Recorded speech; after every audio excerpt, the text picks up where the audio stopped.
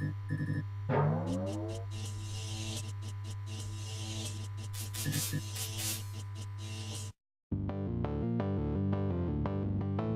remember to like, subscribe and comment, as we love to hear back from our viewers.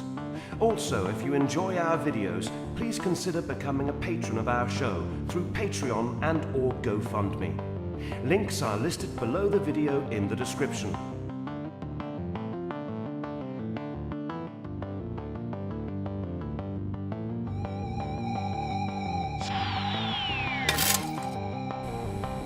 From the deepest, darkest recesses of Dangerous Nerds headquarters, Keith Moncrief and Gerry Kissell.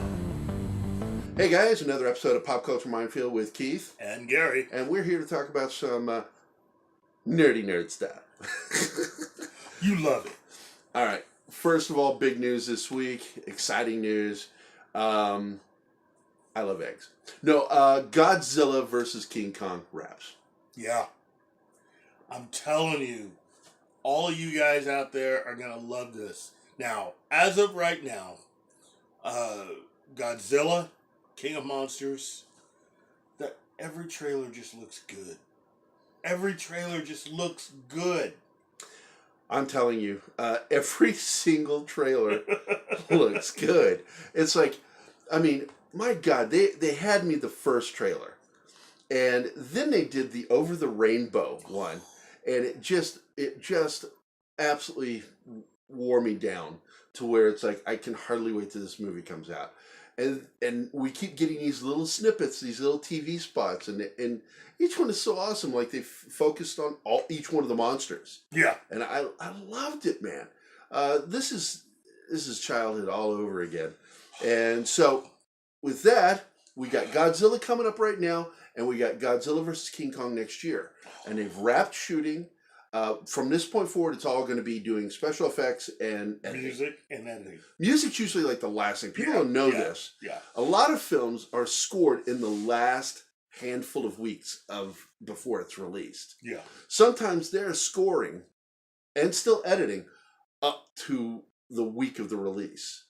I've heard of where films were literally being sent out and at that, like, right after they had just wrapped doing the editing and the music. Wow. So that's going to be really cool. And of course, we also have, what was the announcement from the MCU? Yeah. Oh, yes. It's they had the conference call between the CEO, Bob Iger, and everyone else. And part of what his discussion was about was a lot of the upcoming stuff that they have. Disney Plus was talked about. And one of the series that they have coming to Disney Plus outside of the MCU television shows is an animated series called What If, based on the Marvel comics of the exact same name.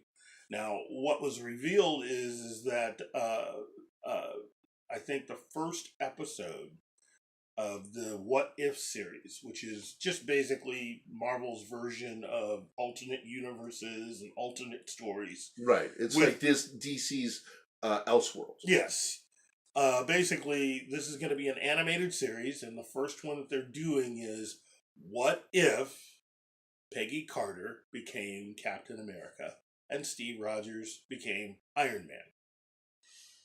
I'm all in. I just think that sounds cool. Yeah, it's unknown if the actual actors will be voicing those characters, but like you, I'm all in to see this. Yeah, especially if it's going to be on Disney. Yeah. I'm hoping that they pull in the actors, because it's obviously Kevin Feige's part of it. So we'll just have to wait and see. I'm sure it's going to be good no matter what. And then, of course, we've got the big news. I mean, first of all, everybody knows about the Russo brothers is being involved with the Universal Monsters. But this last week it came up that the Russo brothers were remaking Poltergeist. And I was not excited at first, but then I thought, as disappointed as I was in the last remake, it would be nice to see it done correctly. Or if it's not a reboot, maybe a good sequel. So we'll see what happens. You got any information on that? not too much. I mean, again, the Russo brothers are in demand now that all of their work on in-game and pretty much a lot of their all of their MCU stuff, their obligations to the MCU are done. So right now, they are producers on and have been working on the series Deadly Class on Sci-Fi. And I think that one's also done through MGM. So that makes a lot of sense that they would be doing this project through MGM and bringing in Poltergeist is probably one of their first projects after everything else is said and done, which is great. I wish those guys a lot more success, and they're Ohio guys. I have a lot of hopes for them fixing what was done wrong by Alex Kurtzman and the Dark Universe. It was a huge mistake. Yeah, for Universal, that was not cool. But with the Russo brothers, these guys, they understand, and they're passionate about film. They love film, and they're fans of the classic Universal monsters. And that's really what you need. If you're going to do a reboot, you need to have people who love the properties. Yeah. And I got to tell you, I'm looking forward to seeing what they do. Me too. So, anything else in the pipeline? I think that's about it. Well, I guess this was a brief episode, but we will get the heck out of here. And you guys have a great weekend. And we will see you guys bright and early on the first of the week. And don't forget to subscribe. Hit the button. Yep. Definitely hit the bell. Just basically keep checking back. We love doing this, and we would love for you guys to participate in a way that allows us to do some more of this. So yeah, and we've been approached about the possibility of doing even a radio show. So which would be funny because we have faces for radio. Well, I do. I do too. No, you don't. But before I go, I do want to mention something. Just saw a movie. If you haven't seen it yet, Stan and Ollie. That is a great movie. It's the biopic with Riley and Koogie. Mm-hmm. And I watched it while I was working last night. Blew me away. On a scale of 1 to 5. I give that an absolute 7. Wow. It blew me out of the water. It was so good. I got so emotional watching that film because I wasn't looking at Riley and Koogie. I was looking at Stan and Ollie. And it was so emotional because I knew the stories because I read their biographies. Great film. So go watch that. With that, we will see you next time. This is Keith. And that's Gary. And this is Pop Culture Minefield. Y'all come back now. You hear?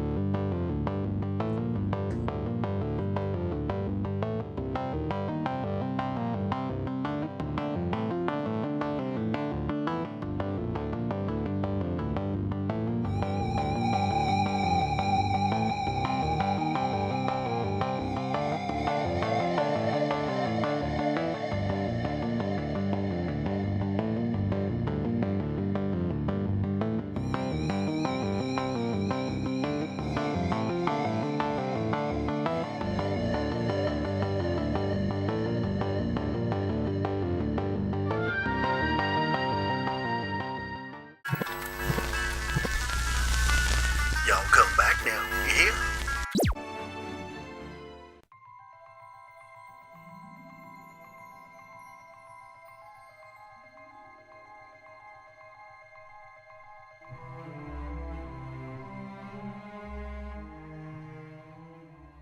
This is Chuck Dixon speaking to you from the control tower. It was a real kick to return to a series that I wrote 30 years ago, but even more fun is returning to an interrupted storyline that I was writing 30 years ago. Longtime Airboy fans can finally find out what happened next. Join us, support us, and keep them flying. Over and out.